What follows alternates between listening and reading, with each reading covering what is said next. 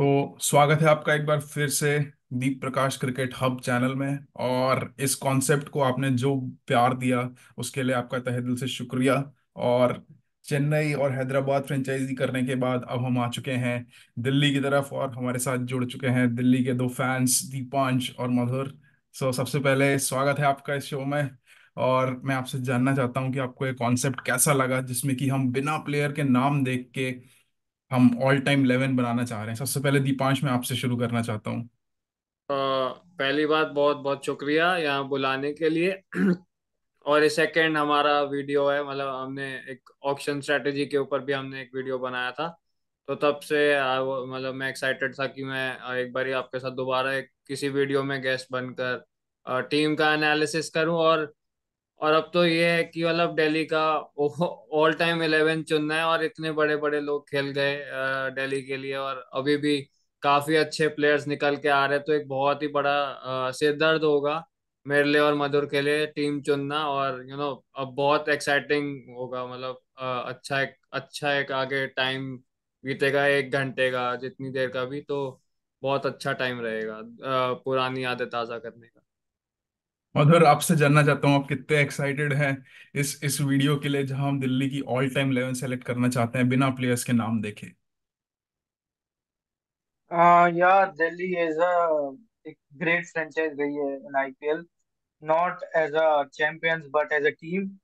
So all time 11 बहुत बड़े बड़े प्लेयर्स दिल्ली में पहले रहे थे और अब भी हैं, तो काफी एक्साइटमेंट होगा कि डीप क्रिकेट एनालिसिस में हम प्लेइंग 11 में डीप में जाएंगे, तो आई एम एक्साइटेड।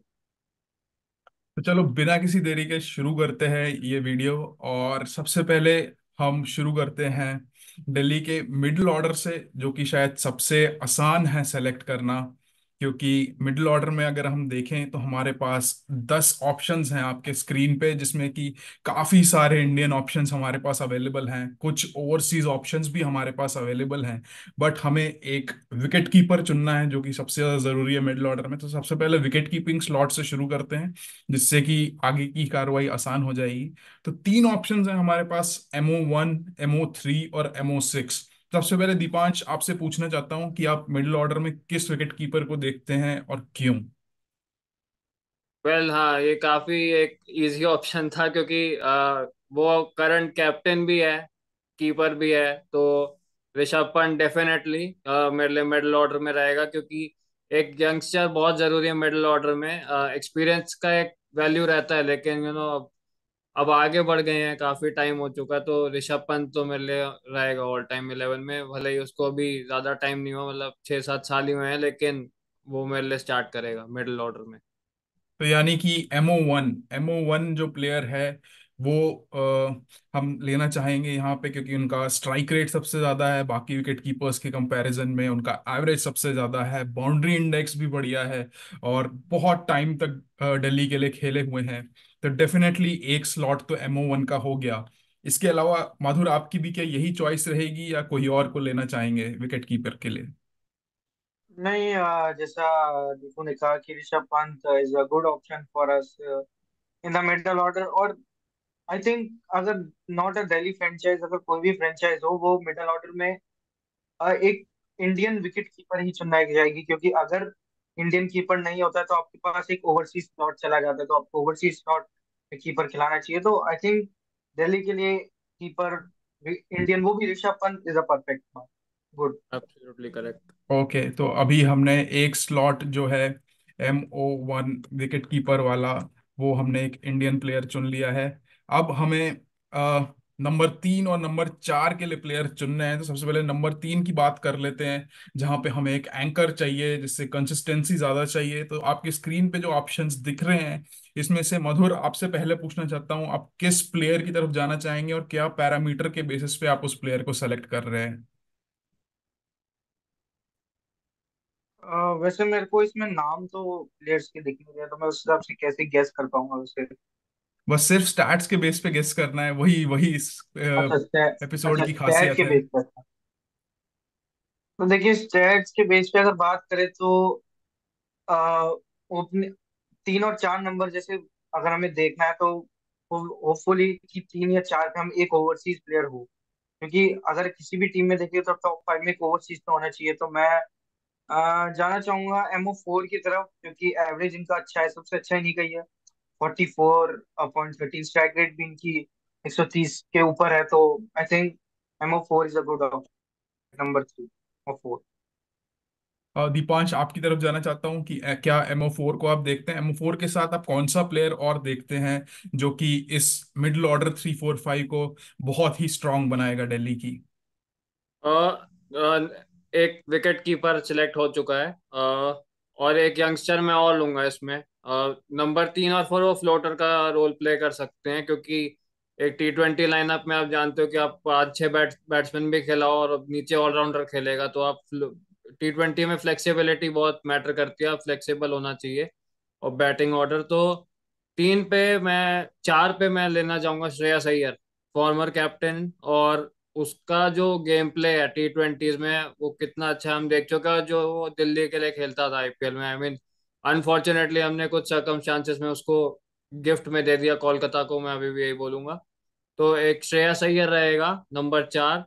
नंबर 3 पे मैं कंफ्यूज था, क्योंकि एक ओवरसीज लूं या इंडियन लूं, लेकिन जरूरी है कि एक टॉप 3 में एक इंडियन ओवरसीज प्लेयर हो, तो मेरा ऑप्शन वहां रहेगा केविन पीटरसन।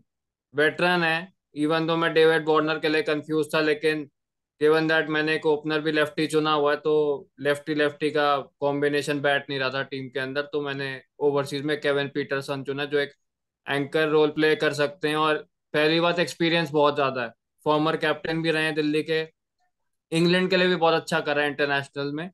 तो ये मेरे 2 प्लेयर रहेंगे, नंबर 3 और नंबर 4। तो जैसे अभी बेस्ड ऑन डिस्कशन हम एक्सपीरियंस की तरफ ज़्यादा ध्यान दे रहे हैं यहाँ पे, तो एमओ2 और एमओ4 को अब हम यहाँ पे सेलेक्ट कर रहे हैं। तो बाद में देखेंगे कि ये प्लेयर्स कौन हैं।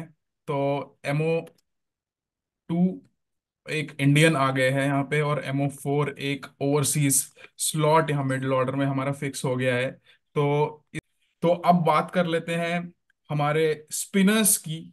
क्योंकि दिल्ली की पिच है तो दिल्ली के ऑल टाइम 11 में डेफिनेटली 2 स्पिन ऑप्शंस तो होंगे ही। तो वो देखने वाली बात होगी कि या स्पिन ऑलराउंडर और एक प्रॉपर स्पिनर होगा, या दोनों स्पिनर होंगे, या हम कैसा कॉम्बिनेशन बनाते हैं। तो अब आपके पास यहाँ पे स्क्रीन पे जो 4 स्पिनर्स के ऑप्शन दिख रहे हैं, स्पिन 1, स्पिन 2, स्पिन 3 और स्पिन 4। तो 3 इंडियन ऑप्शंस हैं और एक ओवरसीज ऑप्शन है। तो क्या हम ओवरसीज स्पिनर की तरफ देखेंगे या फिर इंडियन स्पिनर्स में से ही किसी को हम सेलेक्ट करेंगे यहाँ पे? मधुर, सबसे पहले आपसे। जी देखिए, अगर हम बात करें अभी की, अगर दिल्ली की अगर हम प्लेइंग 11 देखें, तो I think Delhi has a very best spinners according, including अक्षर एंड कुलदीप। बट अगर हम इसमें जाएं तो आई थिंक ओवरसीज स्पिनर्स इतना वो इंडियन पिचेस को नहीं जानते हैं according to the Indian spinners. तो आई थिंक पहला तो I am going with spinner 1। He has a good around more than 100 wickets and had much experience about spin bowling in India, और also Indian options, तो ये हमारे लिए काफी है। और इकोनॉमी इनकी देखें तो काफी सही है, लगभग 7 साढ़े 7 गेंद पे ये विकेट चटकाते हैं। तो या he is a good spinner 1। जी बिल्कुल बिल्कुल। तो दीपांश, क्या स्पिनर 1 आप आपकी भी फर्स्ट पिक है? 1 सेक, 1 सेकंड में जरा मेरा नेट अटक गया था। कहाँ है स्पिनर्स का? 1 सेकंड, आई एम नॉट ये देख नहीं पा रहा हूँ। B2 okay. बीट। हाँ। या तो स्पिनर 1 अगेन, दिल्ली का विकेट है, स्पिन बहुत बड़ा रोल प्ले करेगा। ओवरसीज स्पिनर मेरे ख्याल से एक स्पॉट एक्स्ट्रा हमारा वेस्ट हो सकता है, सो मैं इंडियन स्पिनर्स के साथ ही जाना प्रेफर करूंगा। सो स्पिनर 1, आई मीन एवरेज भी अच्छा है, इकॉनमी भी बहुत ठीक है, और 110 विकेट है और हाईएस्ट भी है 4 ऑप्शंस में से। तो यस, स्पिन 1 मेरी टीम में पक्का रहेगा। तो एक स्पिनर हमारी टीम में यहाँ पे हमने पिक कर लिया है, स्पिन 1 का जो ऑप्शन है, और वो भी इंडियन है। तो अब बात करते हैं जो दूसरा स्पिनर है उसके लिए जो हमारे पास ऑप्शंस बचते हैं। तो अगर हम प्रॉपर स्पिनर की तरफ जाना चाहें तो स्पिन 3 का ऑप्शन यहाँ पे आता है हमारे पास, जिसके की भी नंबर्स काफी बढ़िया हैं। बट अगर हम ऑलराउंडर्स में देखें तो ये SA1 का ऑप्शन हमारे पास आता है, जो कि एक स्पिन ऑलराउंडर है, नंबर 7 पे खेल सकते हैं, बैटिंग भी बढ़िया है, जो कि 135 का स्ट्राइक रेट है, 22 का औसत है, इकोनॉमी 6.95 है। तो यहाँ पे दीपांश, क्या आप एक स्पिन ऑलराउंडर की तरफ जाना चाहेंगे जो कि बैटिंग बॉलिंग दोनों दे सकता है, जिससे कि टेल लंबी ना हो, या फिर एक प्रॉपर स्पिनर की तरफ ही देखना चाहेंगे जिसकी कि economy, wicket taking, strike rate सब बॉलिंग में बढ़िया है? इस फेवर में नहीं था कि मैं एक स्पिनिंग ऑलराउंडर के लिए जाऊं। मैं एक सीम ऑलराउंडर के लिए जाना चाहता था, क्योंकि इन दी एंड दिल्ली का विकेट स्पिन फ्रेंडली है, ये हम जानते हैं, लेकिन पेस फ्रेंडली ऑलराउंडर्स एक अलग ही मतलब पिंच हिटर्स होते हैं और मतलब एक लंबी रेंज दे सकते हैं। तो मैं एक पेस बॉलिंग ऑलराउंडर के लिए जाना चाहता था। लेकिन अगर आप स्पिन की बात करें तो यस, स्पिन में इवन तो मैं एक इंडियन ही चाहूंगा, क्योंकि जो बंदा इंडियन कंडीशंस में अच्छा खेल सकता है उसको ज्यादा मतलब वो ज्यादा एक्सपीरियंस है। ओवरसीज का क्या है कि आप या तो एक प्रॉपर बैटर लो या आप एक प्रॉपर बॉलर लो। ओवरसीज ऑलराउंडर जनरली दिल्ली के विकेट पे स्ट्रगल करते हैं।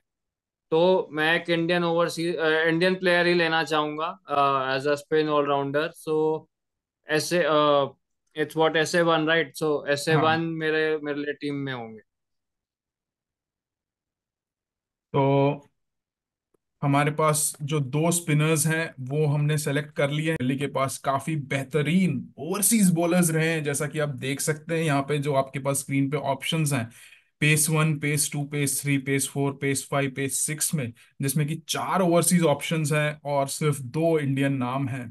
तो यहाँ पे सबसे पहले मैं मधुर आपसे पूछना चाहता हूँ कि अगर आपको एक ओवरसीज बॉलर इन 6 में से पिक करना है, तो सबसे मेन ओवरसीज बॉलर आपका कौन सा रहेगा पेस 1 से पेस 6 में?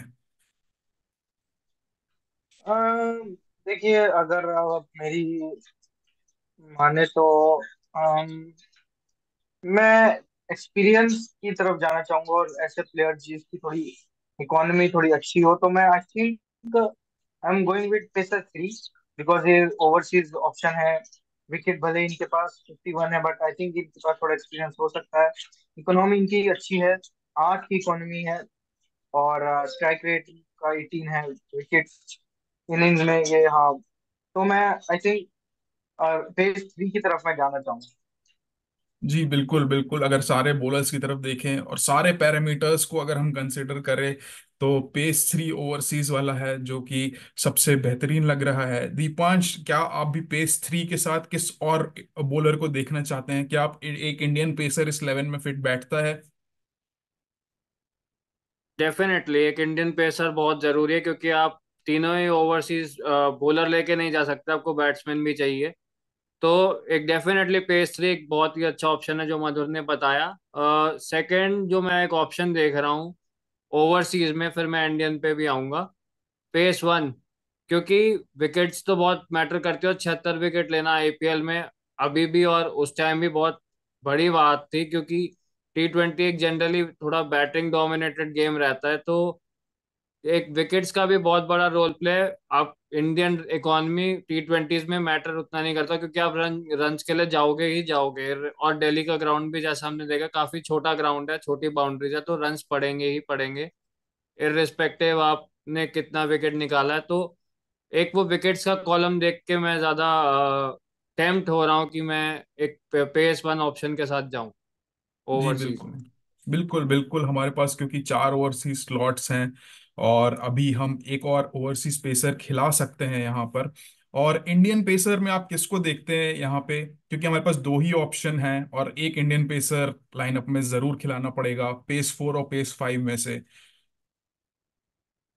मैं पेस 5 के साथ जाऊंगा यहाँ पर, जस्ट बिकॉज इकॉनमी थोड़ी कम है और एज कम्पेयर टू पेस 4 से। तो पेस 5 एक इंडियन ऑप्शन मेरा रहेगा, क्योंकि आप पहले दो ओवरसीज के साथ जा रहे हो, आपके पास एक कवर है कि अगर एक नहीं चला तो दूसरा विकेट्स दिला देगा, दूसरा अच्छा परफॉर्म कर लेगा। तो एक इंडियन प्लेयर का कवर मिल जाता है हमें, कि अगर दोनों में से कोई एक नहीं चला या दोनों ही नहीं चले, तो हमारे पास एक इंडियन बॉलर भी है जो कवर अप कर सकता है। और उसके लिए इकॉनमी बहुत मैटर करेगी, क्योंकि अगर लेस इकॉनमी है तो फिर रन पड़ने के चांसेस कम है। इवन दो एक बुरा दिन सबका आता है, लेकिन मैं जाऊंगा पेस 5 के साथ। जी बिल्कुल मधुर, क्या आप भी PS5 को ही देखते हैं या फिर आप PS4 की तरफ जाना चाहेंगे?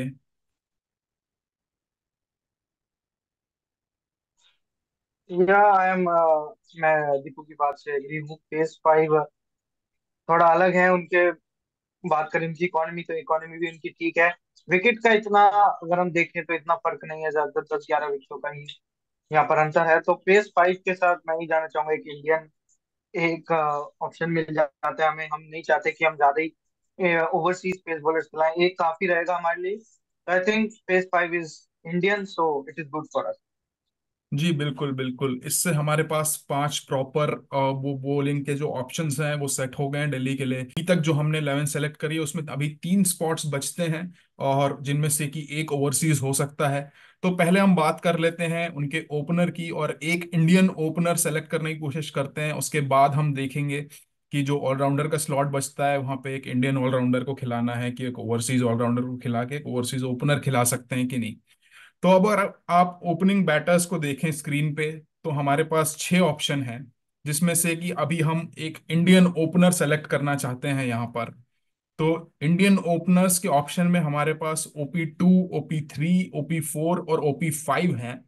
तो इन 4 ऑप्शंस में से जो अगर सबसे फर्स्ट प्रेफरेंस होगी ओपनर, इंडियन ओपनर की, तो दीपांश आप किसको सेलेक्ट करना चाहेंगे और क्यों? वेल डेफिनेटली OP2 एक ऑप्शन है, क्योंकि स्ट्राइक रेट भी देखना पड़ता है, और 158 का स्ट्राइक रेट बहुत डिसेंट है, और as compared to other Indian options बाकियों का स्ट्राइक रेट उतना नहीं है। और ऑब्वियसली रन, जिसके रन्स भी ज्यादा, स्ट्राइक रेट भी उस लेवल का ही होगा। और बाउंड्री इंडेक्स भी आप देखोगे तो बाउंड्री इंडेक्स भी सबसे ज्यादा है इंडियन का, OP2 का। तो definitely OP2 will be my one of my openers. And obviously Indian opener तो चाहिए चाहिए, तो OP2 मेरा एक ओपनर रहेगा। जी बिल्कुल बिल्कुल मधुर, क्या आप इस बात से सहमत हैं या फिर आप किसी और इंडियन ओपनर की तरफ देखना चाहेंगे और कोई और रीजन नहीं नहीं, आपका? मैं इस बात से सहमत हूँ। OP2 एक गुड ऑप्शन है। ऑब्वियसली सबसे बढ़िया स्ट्राइक रेट इनका है, रन इनके पास ज्यादा हैं। और अगर हम बाउंड्रीज इंडेक्स की बात करें तो वो भी इनकी काफी अच्छी है। तो इसका मतलब ये है कि ये हर मतलब तीसरी चौथी बॉल पे एक बाउंड्री लगा लेते हैं। इनमें वो क्षमता है कि लंबे लंबे छक्के चौके ये लगाने की क्षमता रखते हैं। तो I think OP2 is a good option. जी बिल्कुल बिल्कुल, और इससे हम एक इंडियन ओपनर हमने सेलेक्ट कर लिया है, OP2। अब हमारे पास बचते हैं 2 स्लॉट्स, एक ओपनर और एक ऑलराउंडर। तो क्या हम ओवरसीज ओपनर लेके इंडियन ऑलराउंडर देखेंगे, या फिर ओवरसीज ऑलराउंडर लेके एक और इंडियन ओपनर देखेंगे? मधुर, आपके कॉम्बिनेशन में आप कैसे देखते हैं? देखिए, मैं चाहता तो हूँ कि अ, जो ओपन हो वो एक इंडियन और एक ओवरसीज हो। लेकिन फिर इंडियन ऑलराउंडर इतने हमारे इंडिया में इतने बढ़िया नहीं है कंपेयरिंग टू, अगर हम ओवरसीज की बात करें। तो आई थिंक कि मैं एक इंडियन ओपनर पे ही जाऊंगा फिर।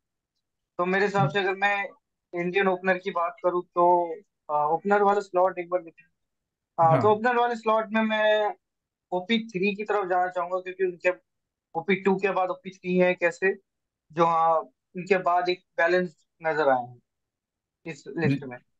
जी बिल्कुल, उनका उनका की एवरेज सबसे ज्यादा है सारे ओपनर्स में, और बिगिनिंग इंडेक्स भी सबसे ज्यादा है, तो बड़ी बड़ी इनिंग्स खेलने की क्षमता रखते हैं। तो दीपांश, क्या आप इससे एग्री करते हैं या फिर आप किसी और पिक को लेना चाहेंगे? नहीं, मैं इससे अग्री करूंगा। इसका कारण यही है कि एक इंडियन ऑलराउंडर जो मधुर ने कहा है इतने नहीं है, और दूसरा ये कि आप जब एक टूर्नामेंट खेलने जाते हो तो आप यही अपने इंडियन प्लेयर्स पे ज्यादा निर्भर करते हो, क्योंकि 7-4 का वो रेशो है, 7 इंडियन 4 ओवरसीज। तो बेटर यही रहता है कि आपके टॉप 3 इंडियन हो, क्योंकि अगर एक आधा भी आउट हुआ तो उसको पता है कि कंडीशन कैसी है, पिच कैसा बिहेव कर रहा है, बॉल कैसे आ रहा है बैट पर, ताकि वो असेस कर सके। और जो ओवरसीज का उतना मुश्किल है असेस करना, क्योंकि वो इतना खेलते नहीं है, साल के 2 महीने ही यहाँ पे खेलते हैं। और कितना भी एक्सपीरियंस हो, एक इंडियन से आप पिच नहीं, मतलब इंडियन कंडीशंस को दूर नहीं रख सकते। तो डेफिनेटली एक इंडियन प्लेयर ही मेरा ओपनर रहेगा। और अगर यहाँ पे ऑप्शंस की बात की जाए तो मैं OP4 के साथ जाना चाहूंगा। रीजन इसका यही है क्योंकि अगर आपका एक ओपनर डैशिंग ओपनर है, मतलब जो ऊपर से स्टार्ट देता है, तो एक दूसरा ओपनर भी रहे जो बेशक धीरे खेले लेकिन इतना भी नहीं कि बिल्कुल ही सेडेट स्टार्ट दे। मतलब 120 का स्ट्राइक रेट जैसे OP5 का मेंशन्ड है, तो एक डिसेंट स्ट्राइक रेट से खेले और रन बनाए और एक एंड पकड़ के रखे। अगर एक बंदा जैसे अग्रेसिव खेल रहा तो एक एक हमारे पास होना चाहिए कि जो कंसोलिडेट कर सकता है, अगर अनलेस एक विकेट चला गया तो पैनिक ना क्रिएट हो। तो इस हिसाब से मैं लूंगा OP4 को ओपनिंग स्लॉट पे।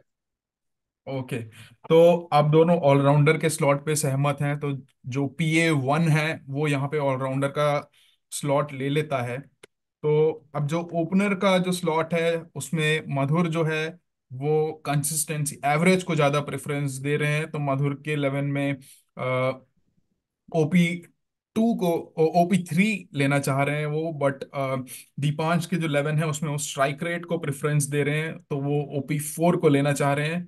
तो क्या मधुर आप अपने बात से क्या आप दीपांश की बात से सहमत हैं, या फिर आप दीपांश को कन्विंस करना चाहेंगे कि हमें कंसिस्टेंसी वाला ओपनर चाहिए?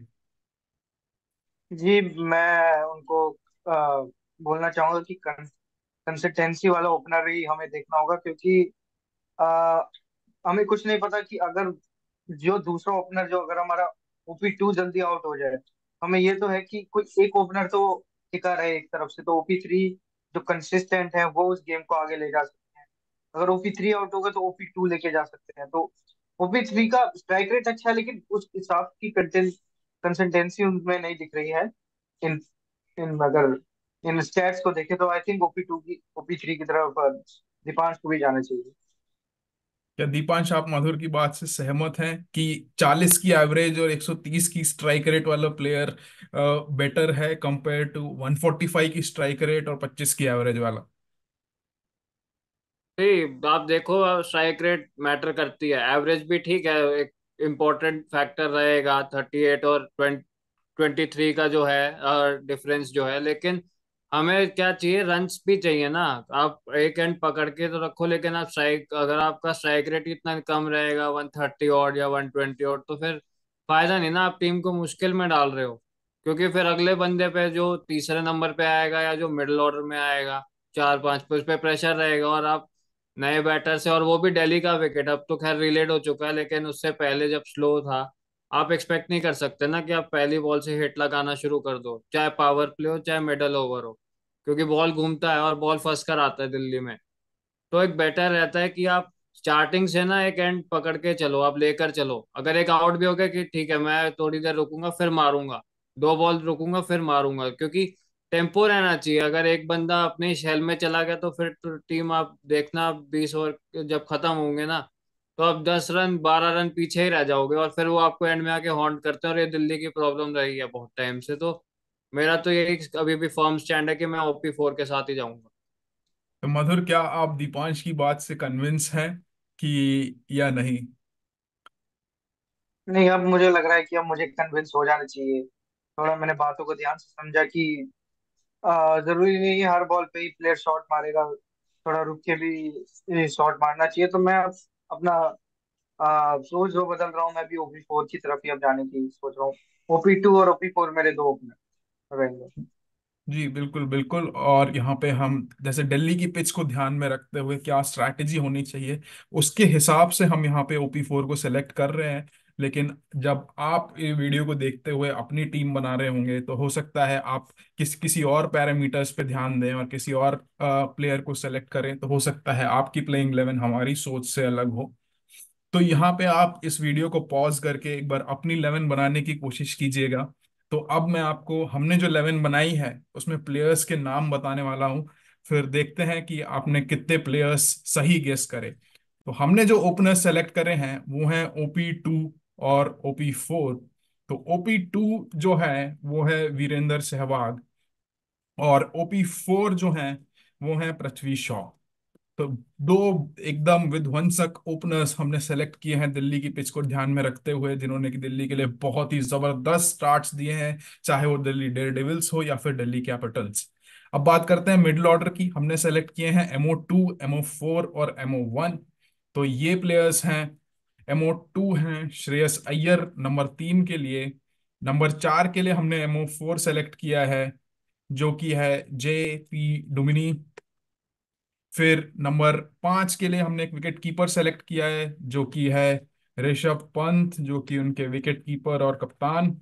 फिर हमने एक ओवरसीज ऑलराउंडर सेलेक्ट किया है PA1, जो कि है क्रिस मॉरिस। फिर उसके बाद एक SA1 स्पिन ऑलराउंडर सेलेक्ट किया है, जो कि है अक्षर पटेल। फिर एक जो प्राइम स्पिनर्स दिल्ली के लिए सेलेक्ट किया है वो है अमित मिश्रा। फिर जो दो ओवरसीज पेसर्स हमने सेलेक्ट करे हैं, पेस 1 और पेस 3, तो ये हैं पेस 1 कगिसो रबाडा और pace 3 Morne Morkel, Daredevils के दिनों से। और जो एक इंडियन पेसर का नाम जो हमने सेलेक्ट किया है वो है पेस 5, और वो है हमारे गुजरात टाइटंस के कोच आशीष नेहरा जी।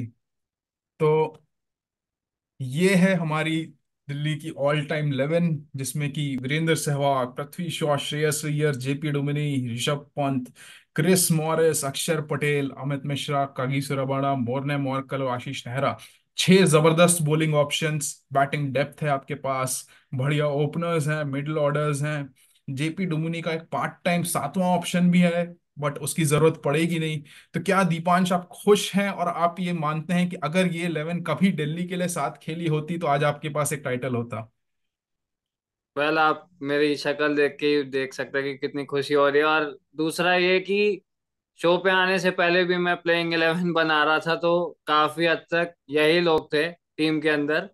और एक ओपनर को छोड़ के और एक JP ड्यूमिनी वाला स्पॉट छोड़ के पूरी 11 स्पॉट ऑन है। इंडियन सीमर भी आशीष नेहरा थे, ओवरसीज बॉलर्स भी KG रबाडा और मोर्ने मॉर्कल थे, और बाकी जो प्लेयर्स थे, जो ओवरसीज ऑलराउंडर भी मैं देख रहा था, वो क्रिस मॉरिस ही थे मेरे। तो मेरी जो प्लेइंग 11 बनी है, वो काफी हद तक मैच भी करती है। बस एक फर्क रहेगा, मैं कैप्टन यहाँ पे श्रेयस अय्यर को बनाऊंगा। श्रेयस अय्यर मेरे कप्तान होंगे यहाँ पे। ऋषभ पंत को मैं एज अ प्लेयर एक फ्रीडम देना चाहता हूँ, अय्यर में वो मैच्योरिटी है कि वो टीम चला सकते हैं। और सहवाग को, मतलब विरूपा जी को, हम जैसे एक बेटर है कि वो एक एज अ बैटर खेले। मैं नहीं चाहता उन पे कैप्टनसी का कोई लोड आए इस टीम के अंदर। तो मैं एक यंग लड़के को मैं ट्रस्ट करूंगा और श्रेयस अय्यर को मैं कैप्टनसी दूंगा। और हाँ, अगर ये टीम मौजूदा समय में हमारे पास होती तो हमारे पास डेफिनेटली एक टाइटल होता, हम कंटेंडर होते। क्योंकि ये टीम में बहुत ऑप्शंस है और दूसरा एक्सपीरियंस बहुत ज्यादा है, इंडियन प्लेयर्स बहुत केपेबल हैं। पृथ्वी शॉ का अभी साल अच्छा नहीं चल रहा है, लेकिन वो एक ऐसा प्लेयर है कि वो जिस दिन उसका दिन होगा, वो अकेले एक टीम के ऊपर एक वन मैन आर्मी की तरह वो भारी पड़ सकता है। और बाकी जो प्लेयर्स है, फिर अगर कोई विकेट गिर गया तो उनके पास इतनी क्षमता है कि वो संभाल लेंगे टीम को। JP ड्यूमिनी भी एक एंकर का, स्ट्राइकर का रोल प्ले कर सकते हैं, क्योंकि उसको गेम बनाना आता है। सेम विद क्रिस मॉरिस, अगर आपको एंड में रन चाहिए तो क्रिस मॉरिस आपके लिए रन बना सकते हैं। अक्षर पटेल हैं, अमित मिश्रा एक वेटरन प्लेयर रहे ही हैं, उन्होंने हैट्रिक भी ली हुई है दिल्ली के लिए। और KG रबाडा और मोर्ने मोकल, वो तो खैर दोनों ही पर्पल कैप विनर भी रहे हैं, और उन सीजन्स में जिन्होंने हमने बहुत ही एक्स्ट्रॉर्डनरी क्रिकेट खेली है। और आशीष नेहरा के क्या कहने, वो कितने बड़े प्लेयर रहे हैं इंडिया के लिए, दिल्ली के लिए। तो एक बहुत ही अच्छी 11 है। और मैं इससे भी खुश हूँ कि मैं ऑलमोस्ट जो मैंने 11 चुनी थी उसी हिसाब से प्लेयर्स भी बने हैं।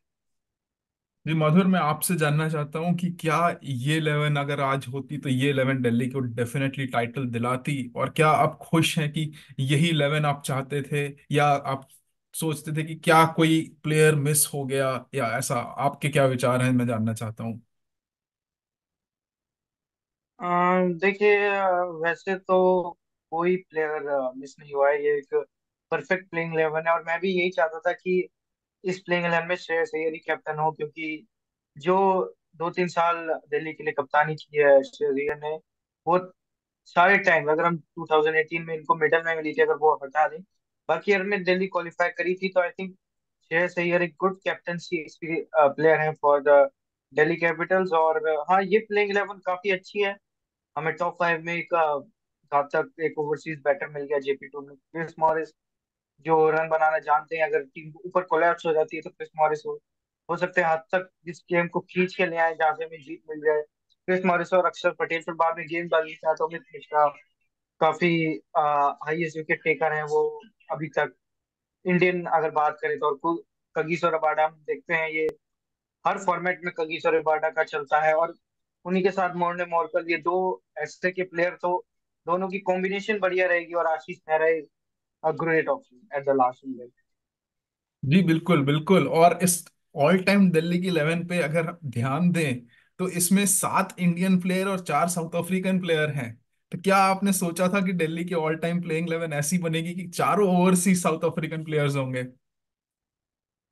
वेल, नहीं, क्योंकि हमने एक काफी अच्छे बैटर्स इससे भी, मतलब ये कॉम्बिनेशन भी अच्छा, लेकिन हमने ऐसे बैटर्स भी प्रोड्यूस करे हैं जो साउथ अफ्रीकन भी रहे हैं, लेकिन ऑस्ट्रेलियंस भी हमने काफी खिलाए हैं, हमने श्रीलंकन्स भी खिलाए हैं, हमने इंग्लैंड के प्लेयर्स भी बहुत देखे हैं जो दिल्ली के लिए खेल चुके हैं। ऐसी मतलब कोई कंट्री नहीं बची है जो जिसने दिल्ली को अपनी लाइफ टाइम में, ऐसा कोई प्लेयर नहीं है, चाहे न्यूजीलैंड का चाहे कोई भी, उसने दिल्ली को रिप्रेजेंट ना करा हो एक बार भी। तो आई एम क्वाइट सरप्राइज, मैं सरप्राइज हूँ कि मतलब चारों ही साउथ अफ्रीकन निकले, लेकिन जो नाम है वो बहुत बड़े वेटरन्स है दिल्ली क्रिकेट में, आईपीएल के टर्म्स में, जिन्होंने बहुत अचीव करा है दिल्ली को। आप चाहे क्रिस मॉरिस से लेकर देख लें, आप चाहे कगिसो रबाडा देख लें, यार जेपी ड्यूमिनी देख ले, कैप्टन भी रह चुके हैं, कप्तान भी रह चुके, 2 सीजन कप्तानी भी करी है, जहीर खान के साथ भी अंडर, उनके अंडर भी खेला है। तो एक बहुत ही अच्छी 11 है। और हाँ, काफी पुरानी यादें ताजा हो जाती हैं जब पुराने प्लेयर्स को आप अपनी ऑल टाइम 11 में गिनो। तो एक बहुत ही अच्छी टीम है। और एक प्लस पॉइंट मैं ये भी बोलना चाहूंगा कि स्पिन के मुकाबले हमारी वेल राउंडेड टीम है ये। आपके पास लेफ्ट आर्म ऑर्थोडॉक्स है, आपके पास राइट आर्म लेग स्पिनर भी है, और जेपी ड्यूमन एक ओवरसीज ऑप्शन है जो ऑफ स्पिन भी डालते हैं। तो एक वेल राउंडेड स्पिन डिपार्टमेंट है। पेस डिपार्टमेंट में भी आपके पास दो quality right arm overseas bowler हैं। क्रिस मॉरिस भी अच्छी पेस डालते हैं, 140 क्लिक्स पर डालते हैं। आशीष नेहरा एक अच्छा ऑप्शन है, लेफ्ट आर्म सीमर है हमारे पास। तो एक बहुत ही अच्छी वैरायटी की जो है हमारी बॉलिंग भी बनी है, और बैटिंग भी बहुत अच्छी है, जो बहुत केपेबल है। तो एक बहुत ही अच्छी टीम बनी है। जी मधुर, आपका लास्ट एंड फाइनल थॉट्स, आप क्या कहना चाहेंगे इस 11 पे, जो इंडियन और साउथ अफ्रीकन फ्लेवर जो इसमें इस 11 में दिख रहा है उसमें? ये देखिए, अगर हम बात करें ओवरसीज, तो चारों ही प्लेयर साउथ अफ्रीका के हैं। और ये चारों ही प्लेयर ऐसे प्लेयर है कि इनमें से कोई एक ऐसा प्लेयर नहीं है कि जो मतलब रिटायर हुआ उसके बाद कोई दूसरा प्लेयर आया। मान लो अगर हम बात करें कि ऐसा नहीं कि जेपी डुमिनी ने रिटायर हुए उसके बाद क्रिस मॉरिस ने डेब्यू किया। तो ये 4 प्लेयर ऐसे हैं कि इन फ्लोर पे चारों प्लेयरों ने कोई एक ना एक मैच तो साउथ अफ्रीका के लिए खेला होगा जिसमें चारों प्लेयर्स होंगे। तो ये 4 प्लेयर एक साथ अगर मिल जाए तो इन 4 प्लेयरों को पता है कि सामने वाली टीम के साथ कैसे रणनीति बना के खेलना है, किस हिसाब से खेलना है। और इंडियन प्लेयर्स तो दे आर आउटस्टैंडिंग। तो ओवरसीज की बात करें तो ये काफी हमारे पास गुड ऑप्शन है कि हमारे पास जो 4 ओवरसीज स्लॉट्स हैं वो एक ही कंट्री के हैं। जी, और एक और खास बात इसमें यह है कि चारों के चारों आपको बॉलिंग ऑप्शन भी देते हैं, सिर्फ वन डायमेंशनल प्लेयर्स नहीं है। और सबके पास इतना एक्सपीरियंस है कि वो लीडरशिप क्वालिटी भी लेकर आते हैं। तो दिल्ली फैंस, अपने कमेंट्स में ड्रॉप किए आप कितने खुश हैं इस 11 से। क्या आपकी ऑल टाइम 11 बनेगी? उस 11 का कैप्टन कौन होगा? क्या आप इस 11 में कुछ चेंजेस करना चाहेंगे, या आपके 11 में इसके हिसाब से कुछ चेंजेस हैं? कोई प्लेयर जो मिस हुआ हो स्टैट्स के बेसिस पे? अगर आप नाम देख के बनाते तो शायद वो प्लेयर इस 11 में का हिस्सा होता, बट क्योंकि हमने स्टैट्स देख के बनाए, नाम छुपा दिए, तो शायद वो इसका हिस्सा नहीं है। तो आप कमेंट्स में जरूर लिखिएगा आपकी 11 और आपको ये वीडियो कैसा लगा। तो तब तक के लिए आप लाइक ठोकिए, सब्सक्राइब ठोकिए, और कमेंट्स में बताइए कि अगली टीम किसका हम ऑल टाइम वीडियो एनालिसिस करें। धन्यवाद।